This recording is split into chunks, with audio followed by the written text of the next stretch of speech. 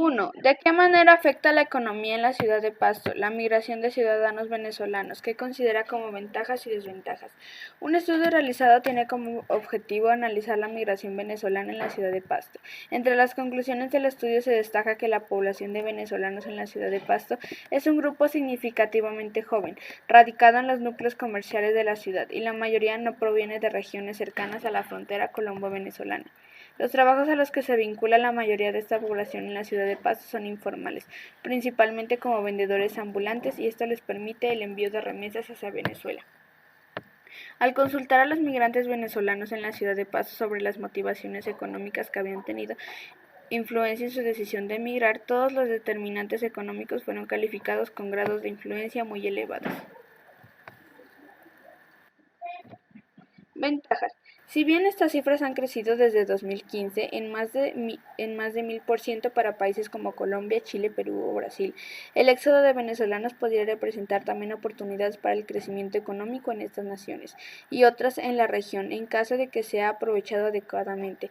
Estudios para distintos países que han aprovechado olas migratorias significativas como Estados Unidos, la Unión Europea, Turquía o Rusia muestran que el impacto de este fenómeno sobre el crecimiento económico puede ubicarse entre -1% y 1% del PIB, de acuerdo con la manera como se asuma cada éxodo y las políticas migratorias económicas que se implementen. Desventajas. Asimismo, y de acuerdo con un informe reciente del Departamento Administrativo Nacional de Estadística de Colombia, dominan como principales ocupaciones en el país para los venezolanos el empleo informal, actividades independientes, el desempleo y el no reporte de actividades, lo que dificulta un diagnóstico que mejore sus condiciones.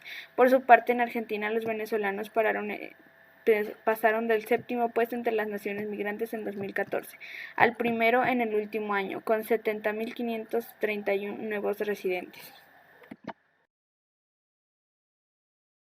Una de las diferencias es que el 90% de los migrantes venezolanos tiene trabajo y en Colombia el 10.5% de la población está desempleada.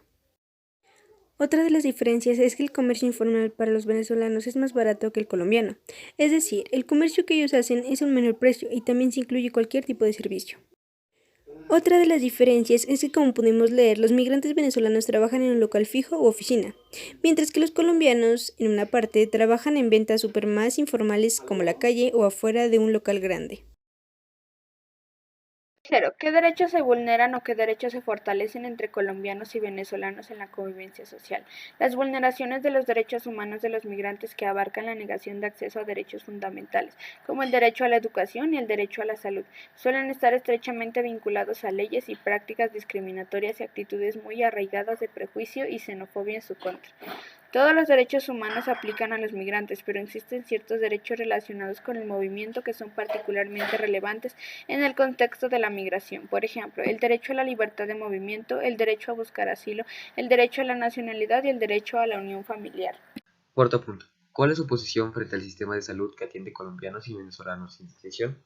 Como ya sabemos, según la sentencia SU 677 del 2017, la cual nos reitera que todos los extranjeros con permanencia irregular en el territorio colombiano tienen derecho a recibir atención básica y urgencias, con cargo del régimen subsidiado cuando carezcan de recursos económicos, en virtud de sus derechos de vida digna e integridad física.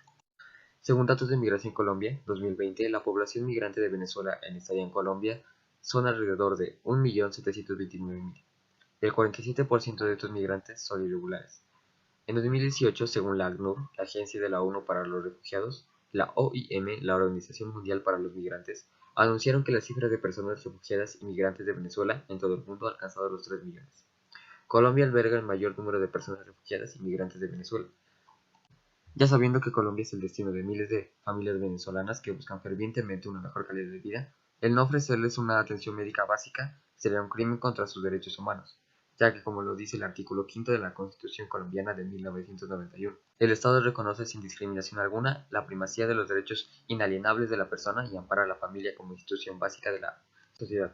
Al negarles los servicios médicos básicos, estaría afirmando que es más importante de dónde vienes, ignorando el hecho de que todos nacemos iguales. En 2015 se consideró la intensa movilidad transfronteriza de ciudadanos venezolanos al país como una crisis de migración forzada, debido al estado económico, social y político del vecino país, reduciendo su población de 30 millones de habitantes a solo 28.520.000 en 2019.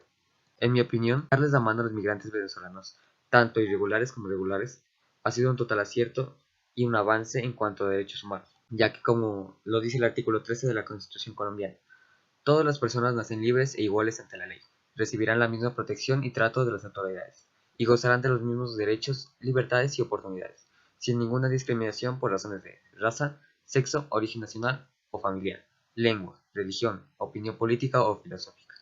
Y al negarse al menos servicio hospitalario básico se les estaría negando un derecho y discriminando por ser migrantes, ignorando el hecho que también son personas, como nosotros. Bueno, primero tenemos que saber cuáles son los derechos de los migrantes venezolanos en Colombia. ¿Qué son? Derecho a la salud, derecho a la educación, derecho al trabajo, derecho a un alojamiento. Entonces, con esto ya planteado, ¿cuál sería una propuesta para disminuir la violencia de los derechos de los niños venezolanos y de los niños colombianos víctimas de esta problemática migratoria? Pues la más viable sería que a los niños los tratemos como un niño más en Colombia. ¿Y por qué? Pues porque en primer lugar ellos no tienen ni idea de la situación que están pasando sus familias y su país. Entonces tratarlos como un niño colombiano de alguna manera los beneficiaría a él y a su familia, porque podrá tener una educación buena y ayudar a su familia en eso. Por otro lado, los niños colombianos serían testigos de esta actividad, lo cual los llenaría de certeza y valor para hacer válidos sus derechos como niño colombiano. Y así podríamos también ya prepararlos para darles conciencia, y que en un futuro puedan salvarnos de esos problemas tan nefastos que tenemos. Y también crear más equidad entre las nuevas generaciones, y que se den cuenta que las problemáticas de los países no afectan a sus derechos, ya que al fin y al cabo son niños y no tienen la culpa de lo que hagan otras personas mayores, con liderato y ya conscientes. Sexto, comente alguna situación real de vida que atraviesa una familia venezolana, que usted pueda consultar y o conocer. Menos que una familia, más que un luchador incansable. Gustavo Castro del Mar ha distribuido su vida entre los 4 países tocados por la cordillera suramericana. Nació en Perú, hizo su vida en Venezuela y llegó a Colombia de paso, para buscar un nuevo futuro en Ecuador. Es un hombre con talento en las manos, es cocinero, soldador y artista, y así se ha ganado el sustento y la admiración de muchos que lo conocen. De iconos patrios en un colegio en Venezuela, puede pasar a pintar a una mujer amamantando a su bebé en un prado o una multitud caminando hacia unas manos enormes en las que los espera una rosa. Su obra transmite con orgullo, gratitud y esperanza pese al momento que atraviesa su pueblo. Llegó a Colombia el 1 de noviembre del 2018, después de haber vivido 40 años en Venezuela. Viajó en bus desde Barcelona, capital del estado nororiental de Anzoátegui, hasta San Antonio de Táchira, y caminó desde ahí hasta Cúcuta, capital del norte de Santander, la segunda región de Colombia donde hay mayor presencia de migrantes provenientes de Venezuela. Después de Bogotá lo hizo buscando la posibilidad de realizarse una cirugía que requiere, y con la ilusión puesta en una familia y amigos que lo esperan en Ecuador. En su equipaje, Gustavo cargó sus implementos de pintura y una antigua prueba de obstáculos. Dejar los conocidos y estar lejos de la familia es un choque, recordaba, ya un poco repuesto de esta sensación, durante los días en los que estuvo en el Centro de Atención Transitoria al Migrante, la CATM de Villa del Rosario, en norte de Santander. Allí recibió alimentación, alojamiento y atención médica, mientras esperaba recibir sus documentos peruanos para emprender el resto del camino. Tengo todo lo que necesito, le dijo la OIM, durante su paso por el centro en el que aprovechó para pintar con los niños, como una manera de compartir lo que sabe y demostrar su gratitud. Me han tratado muy bien, no tengo de qué quejarme. De Colombia tiene, desde su vida en Venezuela, muy buena imagen, y entiende a estos países como hermanos. Así lo expresó en un mural que dejó plasmado en el CATM, en el que las banderas de Colombia y Venezuela se entrelazan bajo un libro enorme de registro de visitantes, como una metáfora de la migración. En el fondo, los Andes, el contexto geográfico de estos flujos humanos, de los que él ha hecho parte, para la que comparte esta consigna. No es tiempo de llorar ni lamentar, es tiempo de luchar y encontrar un nuevo futuro. 7. Honrar a los padres. Esto significa apreciarlos, tratarlos bien y obedecerles. Recuerda que toda acción tiene una consecuencia y aunque nosotros olvidemos lo mal que nos portamos, la ley de la siembra y la cosecha es infalible.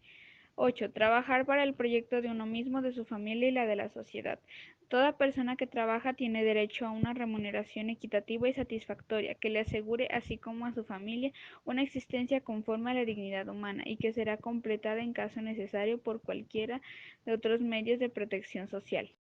Observar o conocer la Constitución es de vital importancia, ya que están viviendo en un país nuevo, un país con diferente cultura y por supuesto con diferentes leyes que lo rigen.